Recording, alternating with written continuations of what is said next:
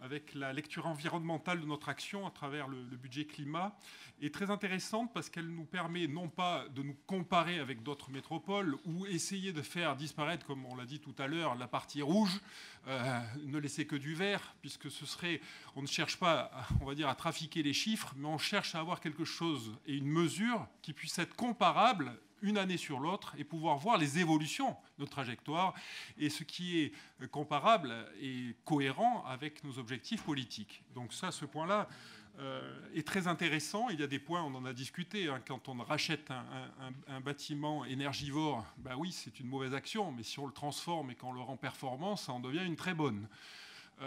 Les routes aussi, puisque c'est un sujet compliqué sur nos communes, et Vincent, j'ai bien retenu la difficulté sur le goudron. Bon, quand on est touché dans nos communes et avec la chute d'eau et de pluie qu'on a eu récemment, là, avec les impacts, on sait que les déplacements, les mobilités sont vraiment à repenser en prenant en compte aussi les effets du changement climatique, et que pour l'instant, on n'a pas toutes les solutions techniques pour faire disparaître la totalité de cela, hein, bien, même s'il faut y rester extrêmement vigilant.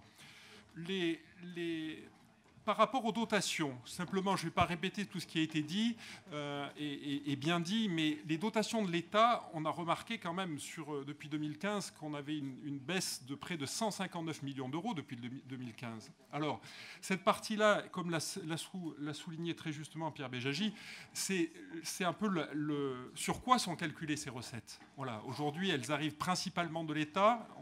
On l'a noté en disant que ça donne une recentralisation, ça évite, enfin ça nous on va dire, sépare un peu plus du dynamisme du territoire et de la capacité à pouvoir faire évoluer ces bases, hein. Et ça, c'est un point quand même important. Nous devons rester vigilants. On parle souvent aussi d'accélérer les choses et nous sommes tous pour cela.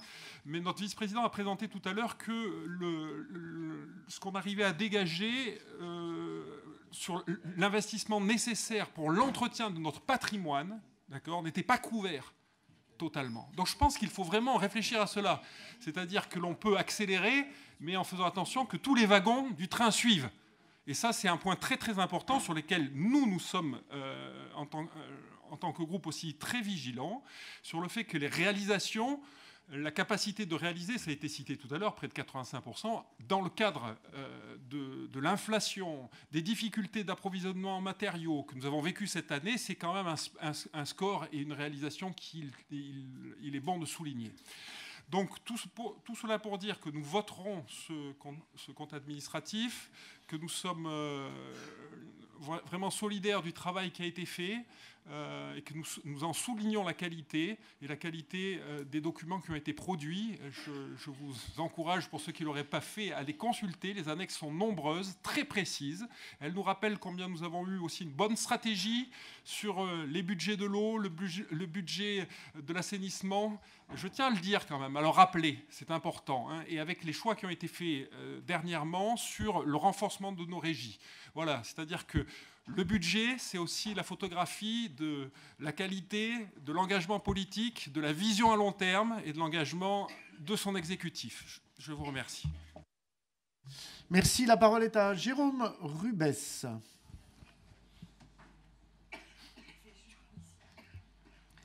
Merci, Monsieur le Président.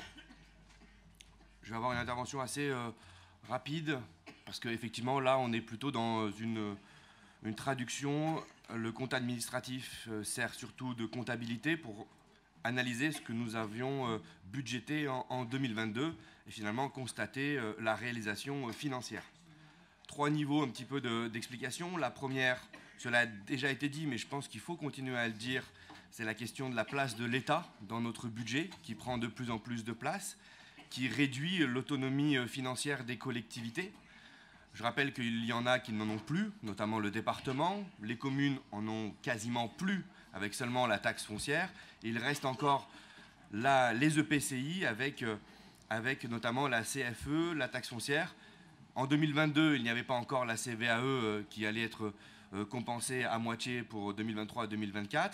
Mais on voit bien quand même, encore une fois, l'État qui prend de plus en plus de place, réduit l'autonomie et surtout aujourd'hui, les collectivités sont finalement aujourd'hui dépendants finalement de taxes plutôt autour du foncier et non plus des valeurs ajoutées ou de la production des entreprises.